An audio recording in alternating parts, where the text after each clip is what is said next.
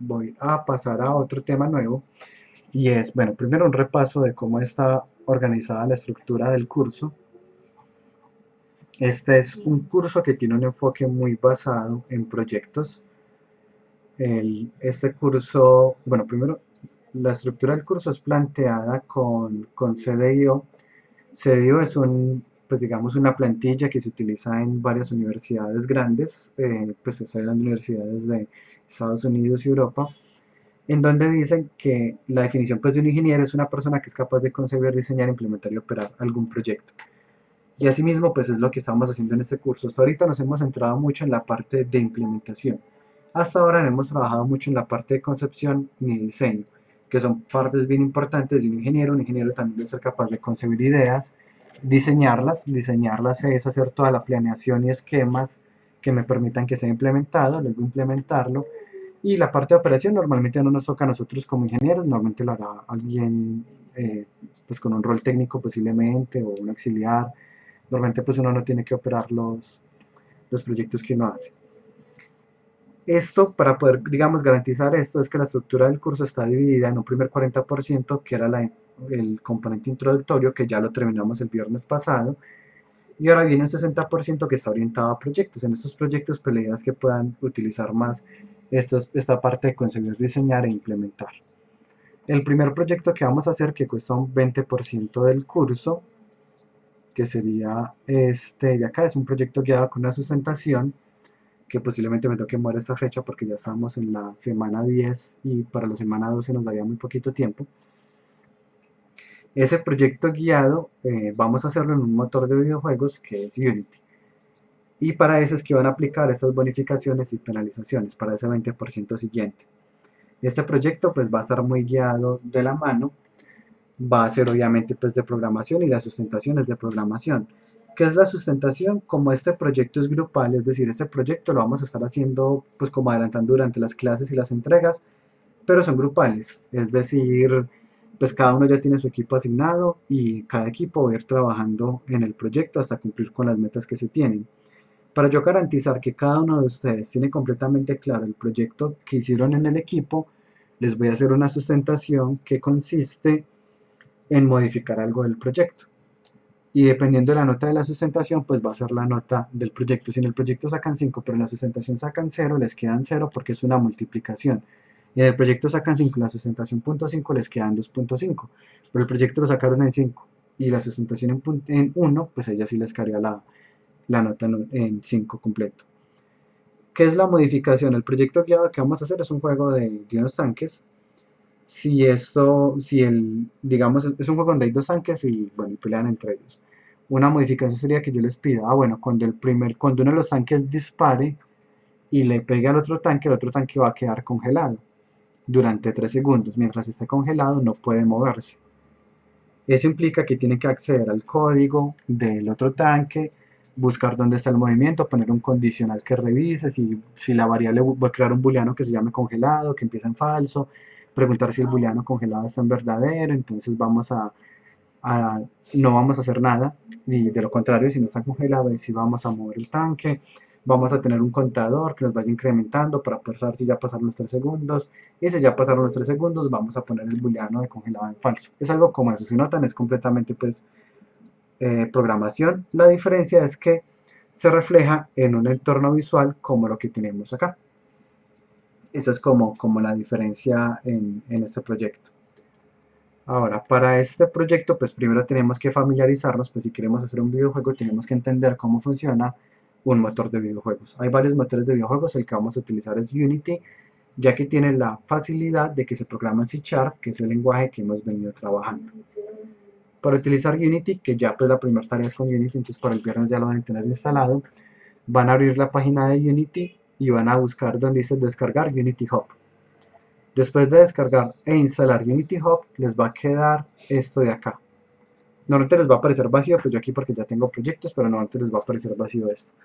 Y en installs les va a aparecer vacío porque no tienen, instalaron el hub, que es como el administrador de Unity, pero no han instalado ninguna versión de Unity. Acá ya podemos darle a agregar para instalar alguna versión de Unity. La que yo sugiero que instalen es esta, 2019.4.9 F1. Si quieren utilizar otra, no hay ningún problema. Sí, dígame. Una pregunta, digamos, si yo ya instalé una versión, pero le quiero agregar, digamos, cuando uno le da instalar, le aparecen varias opciones para instalar como los ports de Android y todo. Sí, Pero digamos, yo ya lo instalé y después le quiero agregar ese port, desde ¿qué acá, tendría Add que hacer? Modules. Ah, bueno, listo. Entre los módulos que van a agregar, de hecho, les sugiero, pues si les interesa Android, pues instalen Android. Yo pues lo mantengo instalado porque yo pues trabajo mucho con Android. Les deben instalar mínimo el de WebGL, de modo que los ejecutables que saquemos los exportemos a una página web y los podamos probar así, compartir pues muy rápido. Como les decía, por ejemplo, en las entregas de taller, es muy rápido porque están así. Ya les muestro aquí uno de los juegos, por ejemplo, bueno, por ejemplo aquí en la misma página del curso, van a encontrar en la página del curso de taller,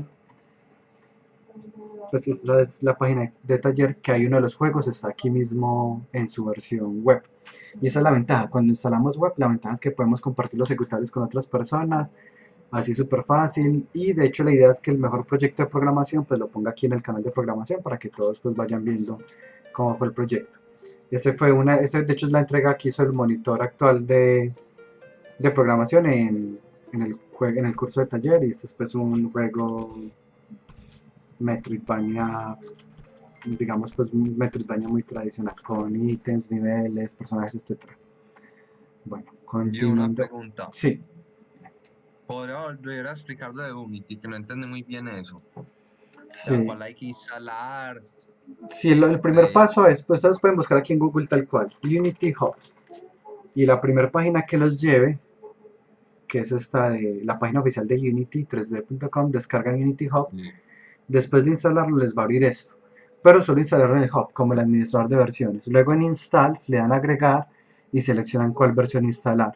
Pueden trabajar con cualquier versión de Unity. Yo sugiero que utilicen la 2019.4 F1 porque es la versión de soporte a largo plazo. Eso significa LTS, Long Term Support. Y como es una versión que le van a dar soporte por mucho tiempo, pues ya sabemos que podemos trabajar un proyecto y no es como que en algún momento esa versión desaparezca. Que es importante que todo el equipo utilice la misma versión. Si no todo el equipo utiliza la misma versión, van a tener varios problemas de daños que se les van a pasar así como de la nada, pero simplemente es porque Unity no funciona bien entre diferentes versiones. Yo, pues de hecho ya hay versión 2020 y versión 2018. Yo mis proyectos los trabajo en la 2019 porque la versión 2020 todavía tiene algunos errorcitos pendientes de corregir, entonces voy más a la fija trabajando con la versión LTS. Ya, pues aquí le van a agregar, luego que le dan clic, de hecho lo voy a hacer acá, le voy a dar clic, digamos, voy a instalar mis 20.1.4. Y aquí me pregunta cuáles módulos instalar. Digamos, yo voy a trabajar en Android, sí, entonces instalo los paquetes de Android. Yo voy a trabajar en iOS, también. Quiero exportar a televisores, también. Quiero exportar a Linux, también. Quiero exportar a Mac, también. Quiero exportar a web, sí. Quiero la documentación en japonés, también. Y ya le doy siguiente y ya me instala todo eso que yo tenga seleccionado. Pues mientras más paquetes, más espacio en memoria me va a consumir y más tiempo se muere en instalar. Ya, ya. ¿cuál No, es? entonces Sí. primero, antes de instalar Unity, habría que jugar pues con el grupo, ¿no? Exactamente. De entrada, yo les digo, trabajen con la 2019.49F1. Ya. Ya cuando le den instalar, como les digo, no necesitan Android, pero WebGL sí deben instalarlo para que puedan exportar a web y podamos pues todos probar los juegos en la versión web. Ahora, ya como yo aquí tengo varias versiones instaladas, pues me aparecen aquí varias. Esto es muy útil porque cuando uno trabaja como freelance, dependiendo del cliente, uno va a tener que Profe, utilizar... Sí, dígame. ¿puedes volver a repetir lo del descargar la web ¿Descargar qué, perdón? para web? Sí, Entonces, es ¿cuáles este eran? módulo. Solo es un módulo, solo tienen que incluir este módulo que se llama WebGL. De hecho, yo puedo quitar esto y puedo quitar esto. Solo necesito el módulo de WebGL. Ok. Y pues sí, también el de Visual Studio. Pues Ah, él bueno, también lo tiene. aquí no me ofreció Visual Studio porque ya lo tengo. Pero si no tienen Visual Studio instalado, él se los va a ofrecer. Ok, listo, gracias. Ahora, ya teniendo esto acá, voy a... eh, se me perdió dónde estaba. Ah, sí, ya tengo varias versiones y es muy útil porque cuando uno trabaja como freelance, como desarrollador independiente, dependiendo del cliente, puede que le toque tener varias versiones instaladas. Por ejemplo, el año pasado yo hice un trabajo por una empresa argentina, un juego para niños, que es para esta empresa de Plum Academy, Play Store.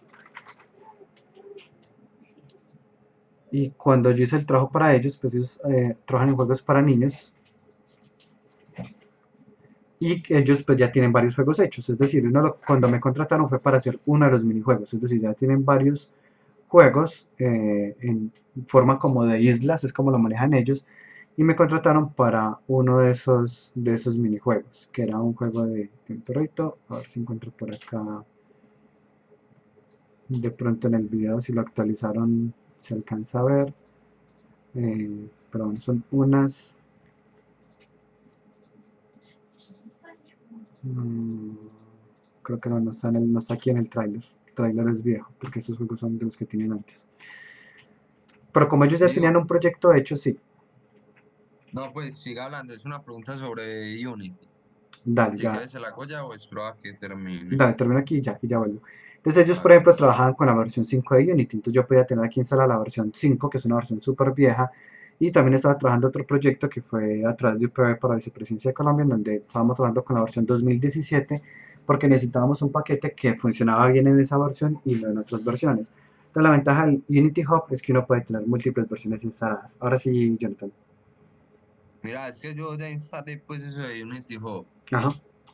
Y pues mira lo que me sale. Yo mandé ahí la foto por el chat 01.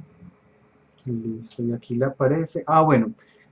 La primera vez que lo instalen, les va a preguntar cuál es su licencia. ¿Por qué? Porque Unity es gratis para cierto tipo de personas. Si ustedes, por ejemplo, son una empresa, no deben utilizar Unity gratis. Pues de hecho yo en la licencia, pues tengo la licencia Pro, porque yo cuando trabajo como desarrollador, pues trabajo para clientes que necesitarían que yo tenga la licencia Pro. Pero la ventaja es que tiene una versión gratis para personas que no estén trabajando con fines comerciales o que estén trabajando con fines comerciales, pero con el juego que hicieron con Unity ganaron menos de $10.000 en el año, que es el caso de ustedes. Así que cuando les aparezca en la licencia, van a darle Manage License, y en Manage License les va a preguntar algo como esto. Voy a venir aquí a la licencia. Aparece login, dismiss. Deben loguearse, sí, o sea, Dismiss. deben crear una cuenta, eso sí. Y luego de crear la cuenta, van a entrar con la cuenta de ustedes y les va a preguntar aquí el tipo de licencia. Desde aquí, pues de hecho, no he activado la profesional. Aquí, cuando van a darle en activar la licencia, le van a dar Unity personal. Pueden decirlo que ganó menos de $100.000 con juegos, o pueden decirle simplemente que no la están utilizando para ganar dinero.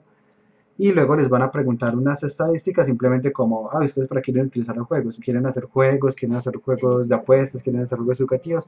Eso simplemente son datos estadísticos para ellos. Pero es básicamente, tienen que crear cuenta y tienen que llenar el proceso de la licencia. Ya luego de tener una cuenta y haber registrado la licencia, si no hay Jonathan, pues cualquier duda que haya tenido me va preguntando. Si quiere, inclusive por el chat interno más fácil. Esa parte me la salté porque la mayoría de estudiantes de este curso ya tenían cuenta de Unity, porque ya lo habían utilizado alguna vez en Taller 2. Entonces ya sigo Ah, acá. ya. Entonces esas partecitas como propiamente las de, si no es capaz de activar la parte de la licencia, me escribe por interno y lo revisamos. Hágale uno. Entonces ya aquí voy a darle en proyectos, aquí puedo seleccionar con cuál versión voy a crear mi proyecto, digamos con esta versión, y miremos que hay 5 plantillas, porque hay 5 posibilidades para crear un proyecto. Porque con Unity puedo crear proyectos muy diferentes, puedo hacer un proyecto para celular, un proyecto para PlayStation, un proyecto para Nintendo Switch, o un proyecto para web, y dependiendo de eso hay plantillas que me sirven más que otras. De entrada, el proyecto que van a hacer es 2D o 3D. Entonces, con base en eso, pues uno selecciona una o la otra. Este proyecto va a ser 3D, así que lo crean como 3D. Para el proyecto final puede que sea 2D. No significa que sea una camisa de fuerza. Empecé un proyecto 2D, pero ya quiero trabajar en 3D, también se puede, no hay ningún problema, él es muy flexible. Si van a trabajar para celular, o para realidad virtual, este que se llama Universal Render Pipeline, tiene unas optimizaciones que hace que corra mejor en celular y en realidad virtual. Sin embargo, tiene otras dificultades de compatibilidad con paquetes viejos. Para celular y realidad virtual igual pueden trabajar aquí en 3D y no hay ningún problema. Yo trabajé el proyecto de realidad virtual que hice el año pasado para el evento FICE, lo hice con URP, pero el proyecto de celular lo hice con 3D. Originalmente lo he hecho con URP, tuve muchos problemas y tuve que mudarme a 3D. Y el High Definition Render Pipeline es cuando van a trabajar algo en calidad muy alta, por ejemplo, cuando van a incluir Ray Tracing o modelos muy pesados, pues como lo que uno llamaría AAA, se trabaja en HDRP. Para los que no estén familiarizados con el concepto de Ray Tracing es algo que viene en los juegos, incluyó hace que 3 años quizás, y sacaron muchos memes de eso, de RTX On, sacaron un montón de memes al respecto, de RTX Off, RTX On.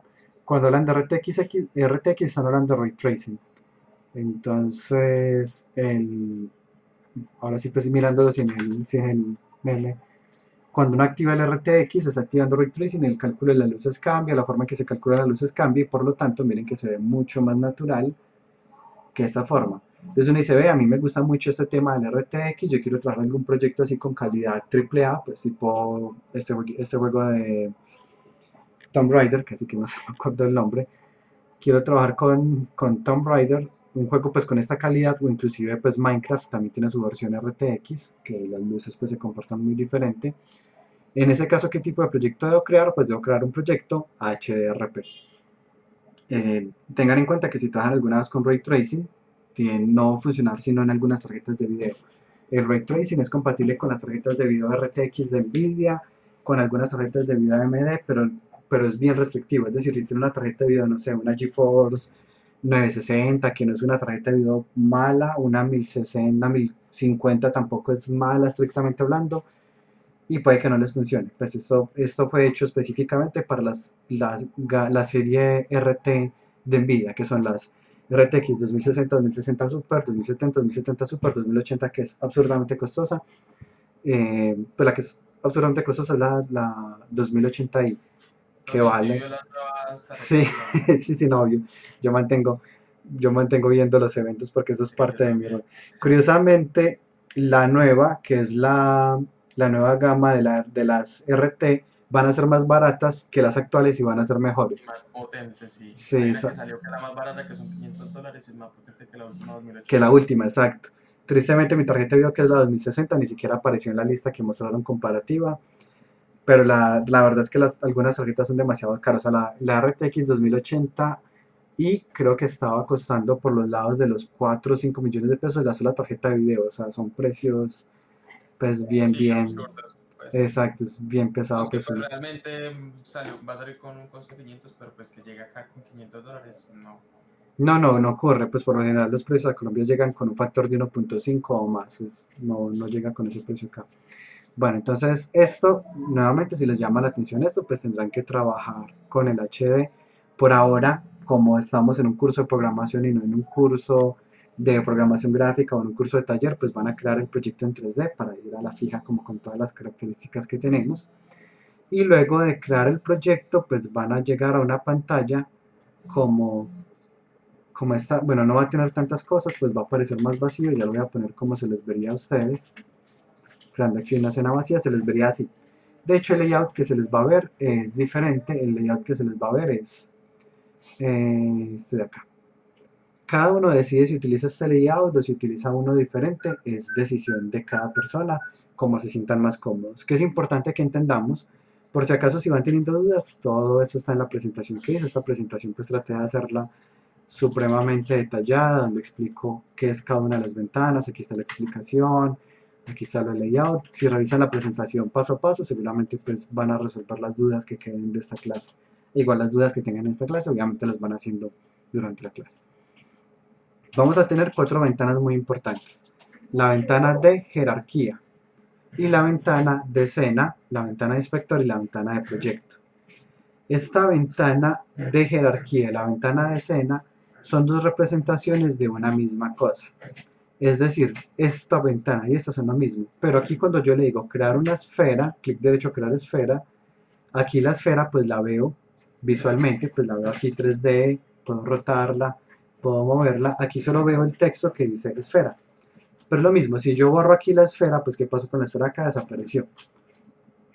Voy a crear un cubo, por ejemplo. Entonces aquí está mi cubo. Siguiente ventana, la ventana de proyecto. El proyecto, a diferencia de la escena, sobrevive a todo el proyecto, mientras que la escena y la jerarquía son asociados a un nivel. Es decir, supongamos que tengo un juego que tiene 3 niveles. Entonces tengo 3 escenas y tengo 3 jerarquías. Pero tengo un único proyecto, porque resulta que entre esas 3 escenas se comparte la misma música, o las mismas texturas, o los mismos modelos. Es decir, el proyecto es todo lo que sea transversal a esos niveles. Las escenas normalmente, como les digo, van asociadas a niveles o a zonas. Por ejemplo, en World of Warcraft tiene un mapa gigantesco, pero también está dividido por escenas. Cada tanto uno empieza a volar hasta otra área o toma un portal y empieza a cargar una pantalla de carga. ¿Qué quiere decir? Que está cambiando de escena. Cuando en un juego uno llega a una pantalla de carga es porque está cambiando de escena. Si no hay pantallas de carga es porque todavía estoy dentro de la misma escena. Ya aquí tengo mi cubo y bueno, en el proyecto tengo entonces cosas como la música, las texturas que tengo, los modelos, los scripts, todo. Normalmente pues les va a parecer vacío, uno mismo lo va llenando a medida que va creando cosas del proyecto.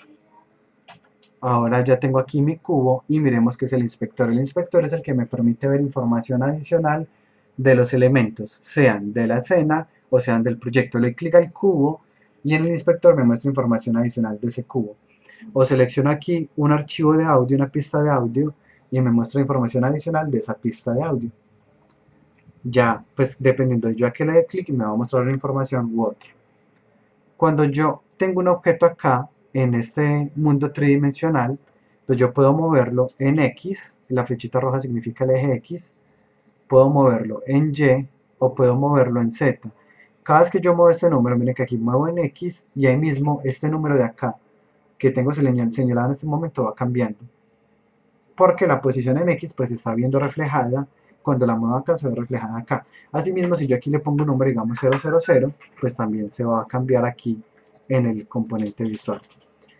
Para mover el objeto, para que se familiaricen, vamos a utilizar 4 teclas que son los accesos directos y ojalá se acostumbren a esos accesos directos, que son Q, W, E y R. Si miran es lo mismo que jugar pues, League of Legends, son las mismas 4 teclas que uno utiliza. Con Q presionado podemos hacer lo que se llama paneo, que es mover la cámara.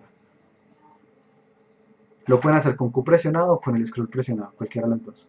Entonces Q presionado para paneo. Con W lo que vamos a hacer es que podemos mover el objeto. Puedo moverlo en un eje o en otro o en 2 ejes a la vez. Con E vamos a poder rotar el objeto. Asimismo yo puedo rotarlo desde acá o puedo rotarlo aquí desde los números. Yo quiero que rote exactamente 65 grados. Ahí está, 65 grados de rotación. Y por último con R, pues que vendría siendo la ulti para los que están familiarizados al juego, cambio la escala. Que la puedo cambiar toda completa o en un eje o en otro. ¿Hasta ahí alguna pregunta? La R y la E no deberían estar invertidas. R de rotar, quizás, no sé. Pero E de escalar no tiene sentido en inglés. No, sí, obvio. Pero sí, no sé, la verdad no sé cuándo lo hicieron así. Supongo que habrán tenido sus razones, ya quizás ellos mismos las olvidaron, pero bueno, así fue como quedó. Sí, es un poquito raro, para los que están familiarizados con otros software 3D va a ser un poquito raro porque son accesos diferentes, pero bueno, la ventaja es que están muy jóvenes y la plasticidad del cerebro les permite acostumbrarse rápidamente a los cambios que tengan. Ahora, este tipo de interfaz a mí no me gusta tanto, yo la cambio. Cuando la cambio la hago de esta forma, le doy en 2×3, yo pongo el proyecto aquí abajo, el proyecto lo pongo en una columna y así puedo ir viendo la pantalla de juego y la pantalla de la escena al mismo tiempo. Esta es la que me gusta a mí normalmente. Ustedes pueden ubicarlo como quieran. Una vez que ubiquen las ventanas como les guste, van a darle aquí en guardar y le ponen el nombre que quieran. Yo tengo ya varias guardadas. Una que se llama Geo, que es esta que es la que más utilizo. Tengo una que se llama Cinematic, que es la que utilizo para hacer animaciones. Aquí está la línea de tiempo de las animaciones. Utilizo otra cuando estoy trabajando con partículas, donde tengo una ventana gigantesca para las partículas. Otras cuando estoy haciendo desarrollo para celular, donde pongo una ventanita pequeñita del tamaño de mi celular para yo ir viendo si algo es muy pequeño o no es legible. Mismo caso, pero con celular en Portrait. Esto se llama Portrait, celular para dos Portrait, celular acostado al Landscape. Tengo otras diferentes, pero bueno, cuando las que les vaya gustando las van guardando. Esta ventana de juego es lo que va a ver el jugador. La escena es lo que estamos viendo nosotros como desarrolladores, pero la escena de juego es lo que ve el jugador. Esto es lo que va a ver el jugador. ¿De qué va a depender? Pues de la cámara. Si la cámara está más lejos, pues va a ver más pequeño. Si la cámara está más cerquita, si la cámara está inclinada. Aquí para este ejemplo voy a inclinar 15 grados la cámara y voy a subirla a 2 metros. Y voy a crear un plano en el piso como clic derecho, objeto 3D, plano. Y este plano que está en el piso lo voy a poner súper grande, y ya está un plano gigantesco. Y esta esferita voy a poner a 5 metros de altura. Voy a subir la cámara más para que se alcance a ver la esferita, listo. Cuando yo le doy play, no pasa absolutamente nada, ¿cierto? Se queda ahí volando, no pasa nada. ¿Por qué? Porque no hemos hecho nada que cause algún movimiento o algo. Solo he creado algunos objetos y ya. Pero resulta que en el inspector puedo ver algo, y es que los objetos están hechos a través de algo que se llaman componentes. Ese es el tema de la próxima clase. Lo que voy a hacer ahorita es adelantarme un poquito. ¿Qué son esos componentes? Componente transform me permite que el objeto tenga una posición, rotación y escala. Componente mesh filter me permite que el componente tenga una forma. Yo aquí le puedo cambiar de forma al objeto y pues el objeto se va a ver de diferentes formas.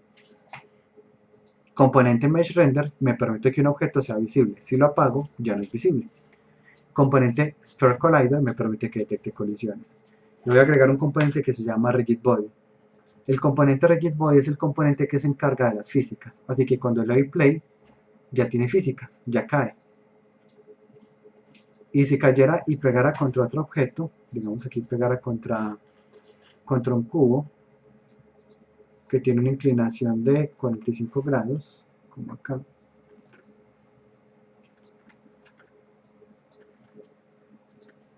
¿Qué va a pasar? Pues que va a comportarse acorde a las físicas y es que va a rodar. Y esto es. Ahora, esta esfera, pues la podré poner más liviana o más pesada, dependiendo de lo que yo necesite. Eso lo asocio aquí en el rigid body. Supongamos, voy a poner aquí dos esferitas. Voy a poner que la de abajo pese 0.1 kilos y que la de arriba pese 10 kilos. ¿Cuál es el resultado? Que cuando la de arriba le pegue a la de abajo, bueno, voy a tener que quitar esto para poder que le peguen. Cuando la de arriba le pegue a la de abajo, tendré que mover un poquitico la de abajo. Como la de abajo es más liviana, la de abajo va a salir moviéndose más que esta, ¿cierto? Pues por conservación de la energía, esta se mueve menos que la otra. Y si esta esfera, en cambio, la de abajo fuera más pesada, la de abajo va a pesar 100 kilos y la de arriba va a pesar 1 kilo, lo que va a pasar es que no va a tener fuerza suficiente para moverla y esta es la que se va a ir moviendo. O sea, se cumple como un comportamiento normal de las físicas. Aquí quiero que notemos algo, y es que si yo apagara el componente collider, ¿qué va a pasar? Que tiene física, pero traspasa el piso porque no está detectando colisiones. Todo está hecho por estos componentes. Cuando nosotros desarrollamos un videojuego, lo que hacemos es programar nuestros propios componentes. Ese es nuestro rol. Ahora, de estos componentes ya creados, quiero que noten algo, y es que el choque es muy extraño, es inelástico. Entonces quiero que cambiemos eso, pero antes voy a cambiarle el color a la esfera. Para cambiarle el color a la esfera, lo que vamos a hacer es crear un material. La idea es que trabajen por carpetas. Le van a dar clic derecho, crear carpeta, y creo una carpeta que se llame materiales.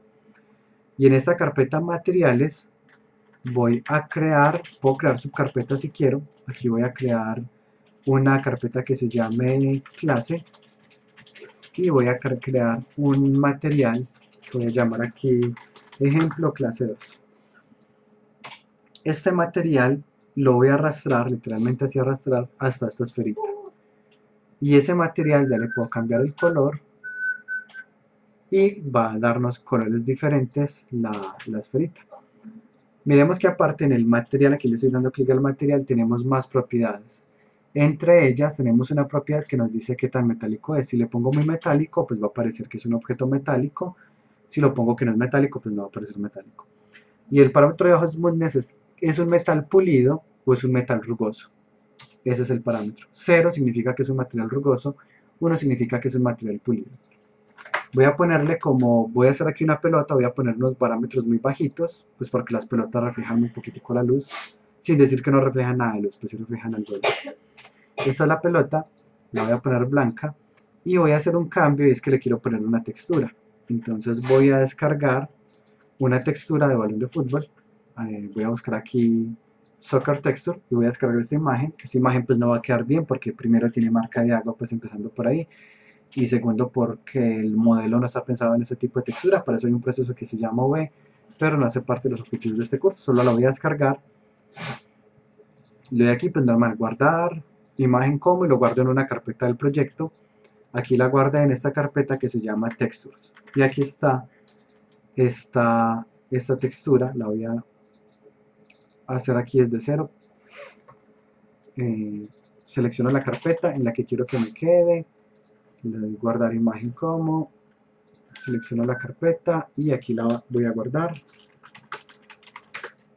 y cuando vamos a la carpeta de Unity ahí ya nos aparece. Y lo que voy a hacer es que no le voy a arrastrar la textura directamente al objeto, no voy a hacer eso, sino que voy a seleccionar el material que ya creé, que es este de acá, y le voy a arrastrar la textura hasta acá. Y ya nos quedo con la textura como de balón. Aquí tengo varias propiedades, incluyendo el tiling. El tiling es cuántas veces se repite la textura. Si digo que se repita media vez, pues me queda la textura más grande. Si digo que se repita 2 veces, pues me queda más pequeña. Voy a decirle, por ejemplo, que se repita 1.5 veces. Y aquí tenemos esta textura de acá, del balón. Ahora supongamos que yo quisiera emular el relieve, pues porque estas partes de acá, esto de acá realmente son como unas grietas por el tipo pues como de cosido del balón. Entonces voy a venir acá y voy a duplicar la textura, como con control D. Voy a venir acá y seleccionar Normal Map. Voy a chulear, crear desde escala de grises, control D para duplicar, sí. Aquí lo pueden dejar en Sharp, pues Smooth es suave, Sharp es filoso. Literalmente pues va a ser una textura más suave, más filosa. Y esto es lo que me creó esta textura de acá. Esta textura que se conoce como Normal Map es una textura que me permite emular los relieves. Así que voy a ir al objeto o al material, cualquiera de los dos. Miren que aquí estoy desde la esfera y al final del todo igual me aparece el material, así que lo puedo hacer desde acá. Y arrastro este hasta donde dice Normal Map. Y miren que aquí ya me simula como si tuviera un relieve. Si miran aquí en la pantalla de juego, es como si las partes negras estuvieran hundidas. Realmente me emula un relieve. No está ahí, él no tiene relieve, solo lo está emulando. Si miran, él no tiene relieve. Lo está emulando, pero es una forma muy barata que nos permite emular que algo tiene más detalles de los que realmente tiene. Aquí emulo qué tanto relieve o qué tan poquito relieve tengo. Si lo pongo negativo me dará al revés, pues como lo que era hueco me queda relieve. Por ahora voy a poner un relieve suave de 0.25. Y ya está mi pelota de fútbol que cae sobre el piso, pero se ve muy raro porque cae y queda como aplastada. No se comporta como uno esperaría que se comporte en la naturaleza. ¿Cómo espera uno que sea la naturaleza? Que él se comporta de acuerdo a las físicas, y las físicas nos dicen que no existen colisiones perfectamente inelásticas. Una colisión no es perfectamente inelástica porque la energía que él llevaba al caer de alguna forma se tiene que ver reflejada. Yo dejo caer una pelota, ¿cómo se ve reflejada la energía? Rebotando. Dejo caer una gelatina, la gelatina no rebotó, ¿qué pasó con la energía? La energía hizo que se deformara la gelatina o inclusive que se rompiera. Yo voy en una moto acelerando y de un momento a otro freno. Entonces, ¿qué pasó con esa energía? Se convirtió en calor. Si uno va muy rápido en una moto, un carro, y uno frena en seco, cuando uno va y toca las llantas y los frenos van a estar muy calientes porque toda esa energía se convirtió en calor. Entonces, para que se vea natural, vamos a poner que el choque no sea inelástico y lo vamos a hacer creando acá, clic derecho, crear material físico. Ya no material, que fue el de ahorita para ponerle color y textura, sino material físico. Y ese material físico nos da unas propiedades, por ejemplo, qué tanta fricción dinámica tiene. La fricción dinámica es qué tanto esfuerzo necesito para moverlo cuando ya está en movimiento. Fricción estática es qué tanto esfuerzo necesito para mover algo que está quieto. Y bounciness es la, llamémoslo reboticidad, no existe la palabra en español, pero qué tanto va a rebotar. 8.8 es 80% de rebote. Este material físico lo creo y se lo arrastro hasta la pelotica. Luego creo otro material físico para el piso y se lo arrastro al piso. Ya cuando le doy play, ya mi pelota sí va a rebotar como uno esperaría. ¿Me puede explicar esa parte otra vez, la del material? Creo que sí, clic derecho, crear material físico. Luego de crear el material físico, tengo 3 propiedades: fricción dinámica, fricción estática y reboticidad. ¿En qué parte la creaste? ¿En la escena o en dónde? En el proyecto. Ok. Pues normalmente uno crea en la carpeta de materiales lo puede hacer, o crea una carpeta de materiales físicos, como les quede más ordenado pues el proyecto. Okay. Y ya luego los 3 parámetros que son fricción y capacidad de rebote. Básicamente pues los mismos parámetros que uno ve en física, pues uno en física ve fricción, y capacidad de rebote, si de pronto uno no lo escucha, pero esa capacidad de rebote va asociada como a qué tanto va a rebotar, como la energía que tanto se va a convertir en rebote. Aquí estoy diciendo que un 80% de la energía se convierte en rebote. El otro 20% se convirtió en calor, por así decirlo, o algo así, pues no nos interesa en este caso. Ahora, para que veamos la física, voy aquí a poner este objeto con una inclinación, aquí así, y bueno, voy a poner aquí como varias rampas de estas. Y aquí, tenemos unas rampas por acá. Y voy a crear varias esferas para que veamos pues cómo se comportaría el motor de físicas. Las estoy duplicando igual que ahorita, control D, ahora voy a seleccionar todas las pelotas y las voy a duplicar. Y bueno, tengo un montón de pelotas, el problema es que me quedaron varias en la misma posición, entonces va a explotar un poco. Y ahí está, y ahí ya se comportan las pelotas de acuerdo a las físicas. Voy a poner este plano de acá también un poquito inclinado con 15 grados. Profe, y usted, pues, digamos, cuando ya empecemos a trabajar en el proyecto que es conjunto y todo, nos puede enseñar bien cómo pues, pasarnos el proyecto para editarlo con ese WebGL, que, pues, por ejemplo, en taller 1, no, en taller 2, cuando estábamos haciendo el juego, eso por lo menos para mí generó mucho problema como estar trabajando con los proyectos. El WebGL. Sí, pues la manera en la que podamos trabajar bien en conjunto. Ah, ya, el proyecto conjunto, sí, no, claro, sí, eso hace parte de mi rol en este curso, pues esa parte de como proyectual hace parte de este momento del curso que es el proyecto. Específicamente vamos a utilizar la herramienta Colab, pero sí, claro, lo explicaré en la primera clase que empecemos a trabajar el proyecto. Esta semana es introductoria del motor, entonces por eso no lo he tocado. Y bueno, aquí ya Sí, vemos está cómo se bien. comportan las físicas, entonces bueno, un montón de pelotas rebotando entre ellas y listo. Esto respecto a la parte de las físicas, tengan en cuenta que cada una de esas esferas no tiene sentido que sea una pelota porque cada una mide 1 metro de ancho. Miren que aquí dice 1, significa que mide 1 metro de ancho, 1 de alto y 1 de profundidad. Es decir, que si yo tuviera una persona, vamos a poner aquí una cápsula mide lo mismo que una persona normalmente, pues de hecho una cápsula es una persona alta. Y si miran, pues el balón le queda gigantesco a una persona que mida casi 2 metros, entonces estos balones pues no tienen mucho sentido. La idea es que trabajemos las escalas entendiendo que 1 significa 1 metro. Si me dicen, no, es que un balón de fútbol mide, no sé, 27 centímetros, no sé cuánto mide un balón. 27 centímetros sería 0.27 metros. Y si me dicen, es que el balón de fútbol pesa, digamos, no pesa 1 kilo, yo no creo que un balón pese 1 kilo, digamos que pesa 0.4 kilos, entonces le pongo aquí 0.4 kilos. Y ya ahí está mi balón. Y ahí vemos el balón, ahora sí con un tamaño más real. Esto que acabamos de ver aquí es el ejercicio que deben hacer ustedes para la clase. Como les digo, aquí en la diapositiva está todo muy explicado el paso a paso. Y la idea es que creen 3 de las siguientes pelotas. Ustedes deciden cuál. Puede ser una de cañón, una de fútbol, una de voleibol, una de baloncesto. Que deben tener en cuenta. Deben poner el tamaño real, el peso real y unas físicas que se parezcan a las reales. Entonces le ponen un material físico, pues una bola de cañón no va a rebotar lo mismo que una bola de baloncesto. Una bola de fútbol y una de baloncesto no rebotan lo O mismo, sea por que, ejemplo. por así decirlo, pues tocaría investigar cuánto pesa un balón de fútbol, de voleibol. Exacto, solo tienen que elegir 3. Ustedes dicen, voy a hacer con el voleibol, entonces buscan en Google, entonces voleibol, ball size. Y aquí me dice que mide normalmente entre 65 y 67, pero esto en inches. Bueno, hay que buscarle una unidad que no sea, que sean metros. El problema es que como estamos buscando en inglés, más fácil era buscado en español. O en inglés y convierto acá pues esto. Pero bueno, esa es la circunferencia. La circunferencia no me sirve porque la circunferencia es como si yo le pusiera un hilo rodeando todo. Yo necesito es el radio. Busquemos aquí voleibol radius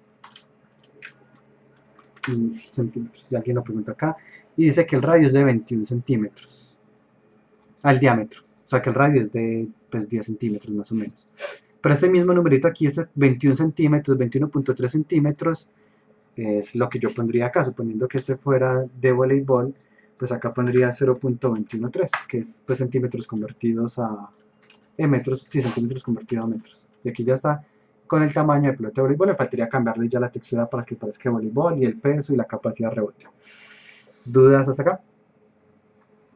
Profe, ¿el peso dónde es que se coloca? En rigid body más. Yo, al plano también le pusiste un rigid body. ¿Al qué, perdón? Al plano. No, porque se cae. Si le pongo rigid body al piso, entonces el piso se va, cae por allá. Ya ahí el piso fue el que se cayó. Pero ¿y cómo? O sea, no. Porque yo pensé que sin eso la pelota iba a atravesar el piso. No, son dos componentes, rigid body y collider. El piso tiene collider. Miren acá, collider. Ah, o sea, por defecto tiene collider. Sí. Y la esfera, por defecto, tiene collider. Por eso el único componente que le puse fue el rigid body. Ah, el rigid body nada más se encarga de las. Ah, ok. Exactamente. Ya esto, como les digo, lo vamos a seguir trabajando, sí. Esa reacción que tiene la pelota, o sea, cuando tú le das probar, ¿es espontánea o siempre lo va a calcular de la misma forma? No siempre va a dar el mismo resultado, porque las físicas no siempre son iguales. Es decir, de hecho, ustedes lo pueden probar tener dos pelotas que tengan exactamente la misma masa y dejarlas caer sobre una rampa y puede que no caigan exactamente igual, porque hay variables que no es posible controlar que sean exactamente igual. Pues una va a estar ligeramente más inclinada que la otra, o el punto de colisión fue ligeramente diferente, o el tiempo de caída por las condiciones de viento fueron diferentes. Entonces aquí mismo pues pasa con Unity parecido, y es que yo puedo lanzar dos veces el mismo objeto y tener resultados diferentes. ¿Alguna pregunta adicional? Yo sé que esta última parte de la clase, pues estas últimas como media hora de la clase, no fue propiamente programación, pero pues ya que vamos a trabajar un videojuego, pues necesitan familiarizarse con el motor de videojuego, si no pues sería bien complejo. Y igual como les digo, está la diapositiva, está el monitor puso su Calendly para que reserven tutorías con él, el monitor Daniel, y pues Daniel siendo la línea de videojuegos, pues tiene mucho conocimiento en esta parte del motor, así que es la persona indicada. Y conmigo pues hay asesoría abierta mañana en la mañana y el jueves en la mañana, por si tienen dudas del ejercicio de matrices o de este. Eso sería todo por hoy, gracias a todos.